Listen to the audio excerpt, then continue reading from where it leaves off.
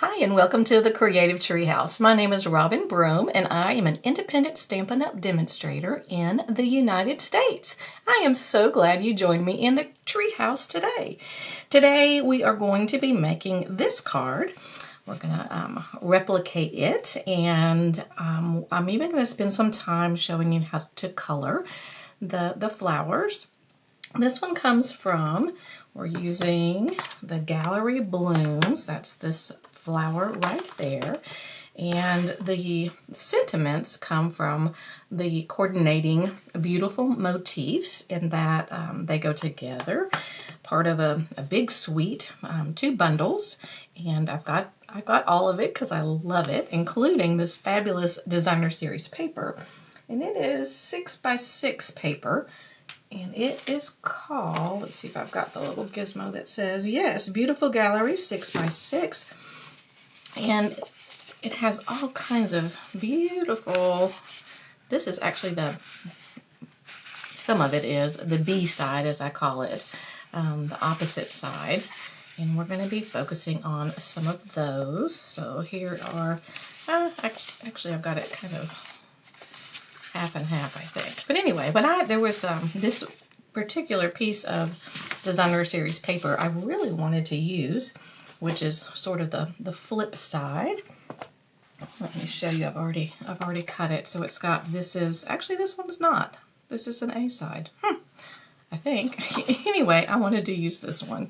So, and I'm going to put all of the measurements and things on my blog, so you don't have to worry about writing any kind of measurements down. And I think that's it. So let me show you how I created this particular card.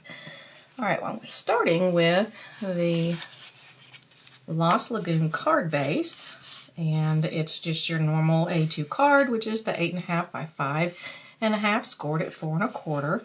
And then I used a piece of, this was Lost Lagoon, this is Pretty Peacock.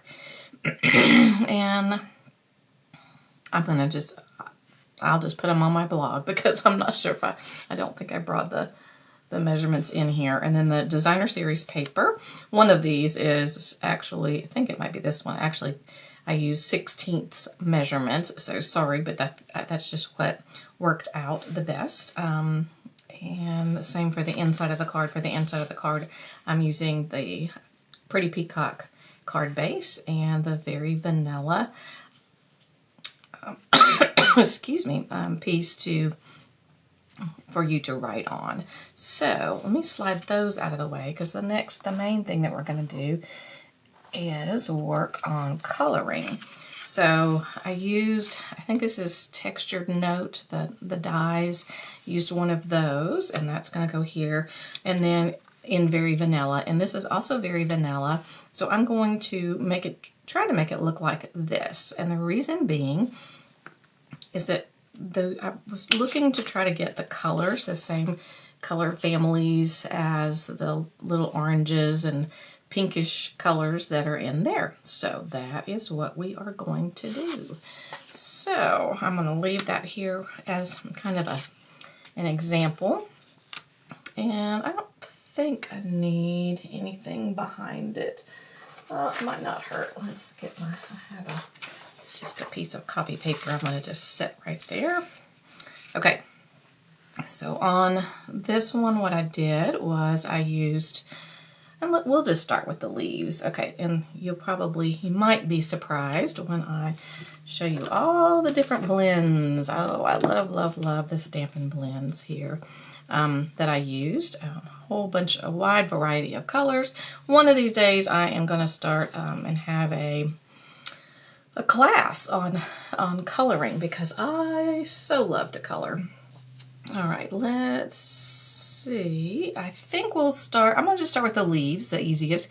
In almost everything, I try to use 3 colors. So for the leaves, I'm going to use a dark Pool Party, and this one is the light Lost Lagoon, and a light Pretty Peacock.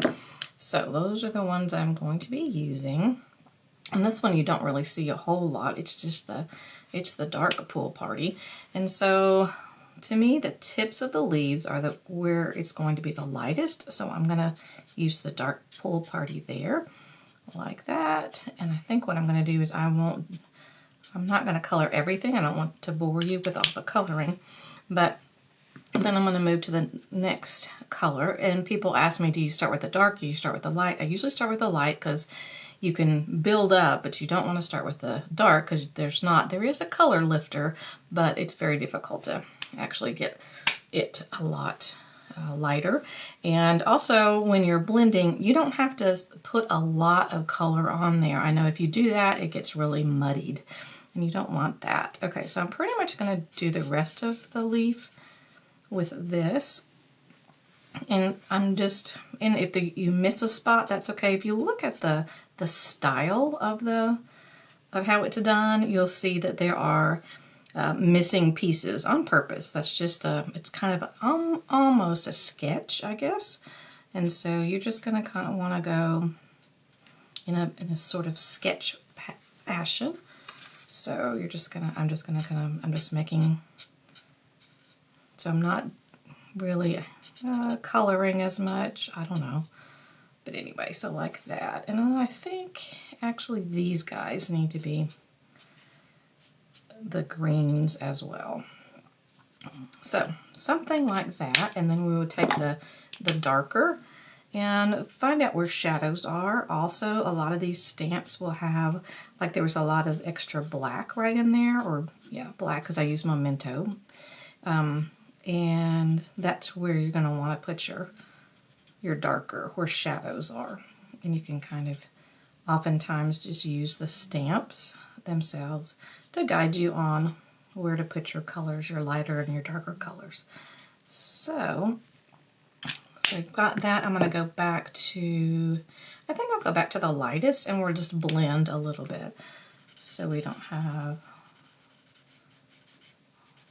like so. So we don't have any harsh lines or anything. So yeah, like that. Okay, now I'll not spend as much time. But that's so we've got the leaves. Okay, so I'm going to move those out that are bluish green colors, our teals, and we're going to pull in all of these colors. So when I looked at the paper, to me, like I said, it's orangey, but there's also pinks in there. So I'm going with some of the orange tones and the pink tones to kind of make sure that it blends. And so if I set that there, you can kind of see that it does. It blends really, really well. So, so the first color, I think, let me look through. Okay, I'm going to use light. Thought I had them in order, but I don't. The light peach pie, which is an in color, and I'm going to go on the very outside petals, okay? The very tops of the petals, where you would think they would get the most light from the sun. So just the top, I'm just going over well, yeah, sort of the top, but the edges, okay? The outside edges. So I did all of that. I'm only going to do one flower just to show you. All right, so that was the light. I'm going to do a little bit more. I'm going to go to the dark peach pie, which is significantly darker, I think.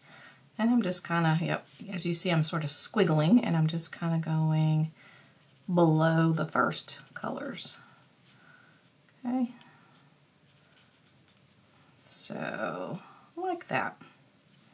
And they lighten up as well, because it looked really dark when I first put it on. Again, I'm not doing lots of color because we don't want to get it muddied. All right, and then we've got dark Calypso Coral. Let's do that. We'll do the dark Calypso Coral next.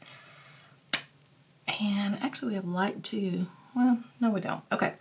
I'm thinking that it's kind of dark, so yeah. Okay, so I'm going to go at the bottom this time. Okay. So the bottom of each of the petals, like so. And closer to where some of the lines are too. And we'll put some in here because I assume that the inside is probably dark as well. All right, now let's see what we've got next. Next I have the dark Cajun Craze, Let's see if that's even darker. Yes, it's even darker. So I'm going to do just the edges, the very, very bottom edges with this, because I believe it's going to be the darkest that I use. So, and we can always go back and add a little bit more, but you can't take it away very easily. Okay. All right, now that's looking fairly orange, I think. So we're going to add a little more of the pink. So here's Dark Flirty Flamingo. And I pretty much always use the bullet end. I don't know why, it's just easier for me. Okay, so I'm going to go kind of in the middle because it's an in-between color as far as the darkness. And that's going to give us a little bit more pink in here. Make the orange a little bit pinker. Okay. Looking good. It's looking a lot more like our other one, I think. Okay, what do we have here? We have a light calypso coral. Let's see, do we... I think we're really, really close. Let's...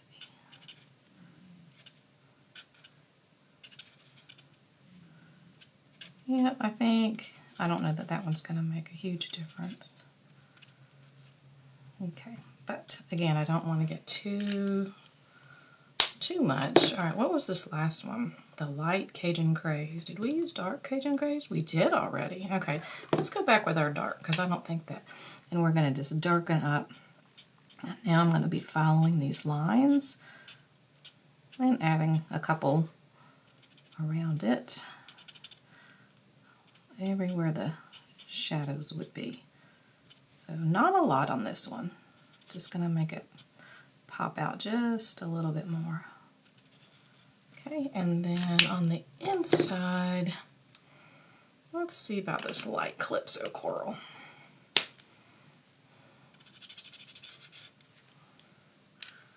Not bad at all. Okay, I think I'm liking that.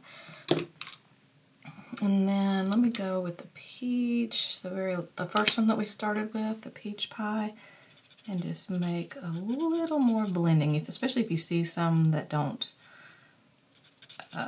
look blended, you can go back over. But again, not a lot, you don't want to muddy it. So I think those look very, very similar. Probably make it a little lighter in the center. Let me slide those out of the way. Let's slide that one out of the way. Yeah, I think that looks great.